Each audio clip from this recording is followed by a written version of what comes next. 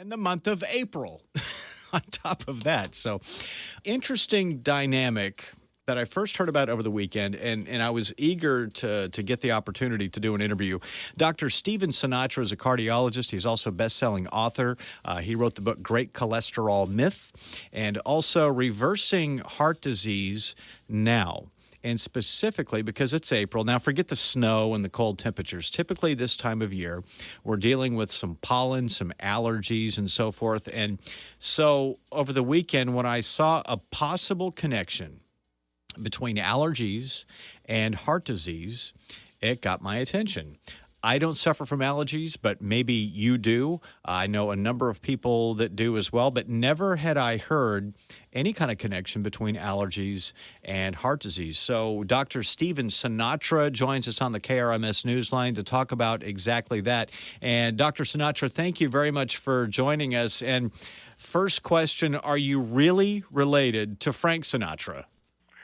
Well, sort of. You know, the library burned down in Sicily in 1898 where the records were kept, but apparently my grandfather and Frank Sinatra's father were from the same town in Sicily, so there's probably a strong connection. They were probably either cousins or possibly brothers. I mean, we don't know because the records were lost. And you were talking about you've got music in the family, of course. Oh, my gosh, yeah. My kids are all musicians. My daughter was an actress in New York City. Now she works for me as a lawyer. But, all my kids just gravitated into music. It skipped me. I just sang in church. That was it. And I was in the third row. There has to be a connection. His name, once again, Dr. Stephen Sinatra. Thank you for joining us here on the Morning Magazine. And what caught my eye as far as the subject matter we're going to discuss is allergies, which is really no secret, but I had never heard of allergies and heart disease. And to start with, Stephen, would you give us your perspective on what kind of allergy season we're having now? Well, right now we're in the pollen season, and I'm speaking to you from Florida. And one of the reasons why I moved from Connecticut to Florida was that I got deathly ill during the pollen season in Connecticut. We lived in the Connecticut Valley. Now, here I am as a board-certified cardiologist, and I was working with respiratory illnesses, day in and day out. I saw some of my colleagues as consults because I was ravaged with this is called extrinsic asthma due to pollen. And first it sets up as itchy eyes, and then you can develop a possible allergic reaction involving some soreness in the throat, into the chest, and now you're making sputum and you're coughing. And I was on all sorts of drugs for it, and eventually I said, I got to get out of this allergy environment. And the best thing that really helped me personally was just moving to another state during allergy season. Now, I had the luxury of doing it, but, I used air filters. I used to shut the windows at night. I used to use neti pots. I used to take showers. I did everything possible that you can think of, Chris, to help lessen the allergenic load. And being a heart specialist, I realized that, having this inflammatory response is not good for the heart. It's not good for the heart, so that's why I relocated to Florida during the allergy months of April, May, and June. Well, let's get down to brass tacks. Start breaking down the connection between allergies and heart disease. How does that work? Well, the root cause of heart disease, everybody thinks it's cholesterol and things like that, but it's really inflammation. In other words, one of the most pro-inflammatory hormones in the body is insulin, and that's why sugar is really the root cause of heart disease. So whenever you eat sugar, you get an insulin response, and insulin sets up the endothelial cell dysfunction that can lead to atherosclerosis. Now, allergies do the same thing. Allergies create an inflammatory response in the body, and again, that inflammation, that overwhelming inflammatory response that affects the immune system, sending off inflammatory mediators, can adversely affect the heart. And everybody's heard of C-reactive protein. This is an inflammatory mediator that any doctor can order for you. But when the C-reactive protein gets elevated, that's more of a marker of inflammation and heart disease than higher cholesterol, and that's been shown in clinical studies. Dr. Stephen Sinatra, cardiologist and best-selling author, joining us from Florida this morning on the Morning Magazine. Dr. Sinatra, what about over-the-counter allergy medications? Do these work? Do they not work? What's the story there?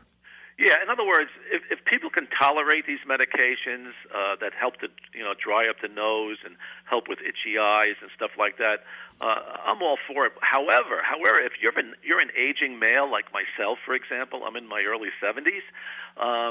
These allergy medications can interfere with prostate function, and that used to bother me, when I used to be taking these medications. So, an aging male has to be very cautious of taking some of these allergy medications because you don't want to get acute urinary obstruction. That's an emergency in a male, and unfortunately, I've seen that happen when I was residing in Connecticut, years ago. So, an aging male has to be careful with the typical, allergy supporting medications that you can take, from any drugstore or any pharmacy. Stephen, you say you moved to Florida from Connecticut, if I remember correctly, and did that have anything to do with the fact that you felt that you were taking too many medications, or maybe they weren't effective, or you weren't comfortable with long-term effects? All of the above. Absolutely all of the above.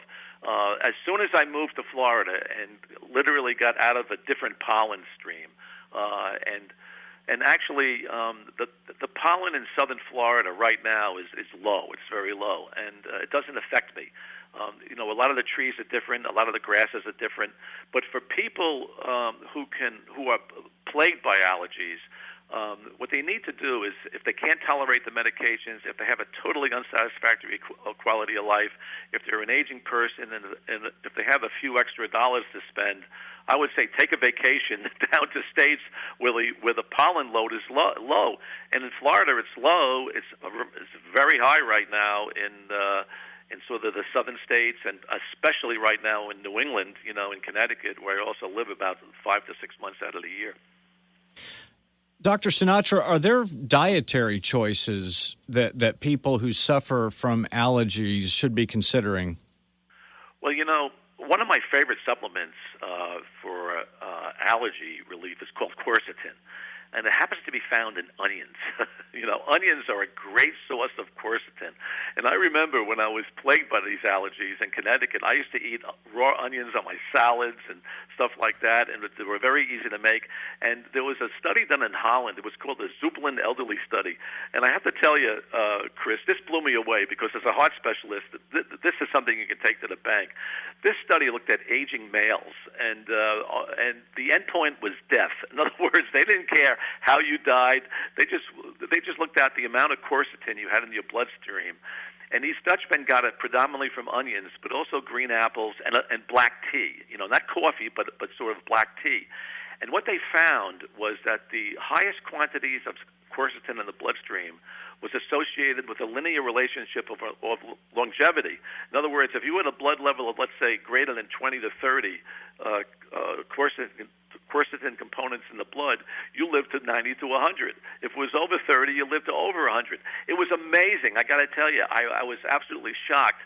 So, when it comes to any respiratory illness, even COVID-19, there's been some good, indications that quercetin found in onions, green apples, and black tea can help offset the inflammatory mediators of these, violent viral illnesses that we're being plagued with right now.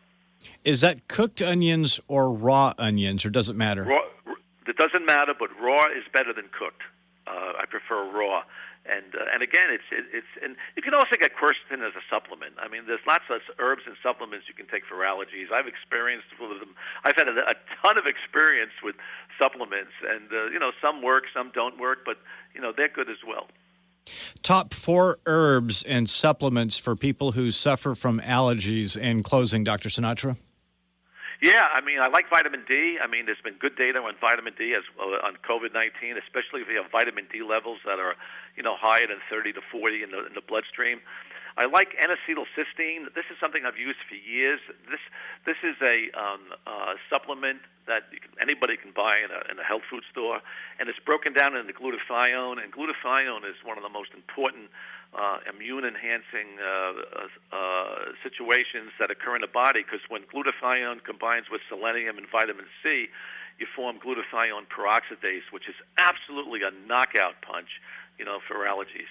And there's a new one out that I've experimented with only in the last few years. It's called Andrographis. This is kind of exciting. Right now they're using Andrographis for COVID-19 relief in the country of Thailand. And what this does is this improves what we call a phagocytosis of white blood cells. In other words, it supports the immune system because the white blood cells have an increased activity. It's also antiviral, and it puts out a good anti-inflammatory response as well as an antibody response. So Andrographis, anybody can purchase in a health food store with NAC, vitamin D. You can even get quercetin. So these are my top 4 herbs and supplements for allergies while supporting heart health at the same time. Dr. Stephen Sinatra has been our guest. He's a cardiologist and also a best-selling author, likely related to Frank Sinatra, believe it or not. Stephen, next time we have you on, and I look forward to talking to you again, but we'd like for you to sing next time. Oh, Chris, I can only sing in church, and they put me on, like I said before, in the third row. Right. Hey, listen, this was a great interview. I loved your questions. Thanks so much. Thank you very much. We'll talk to you again soon. All right. Bye-bye now.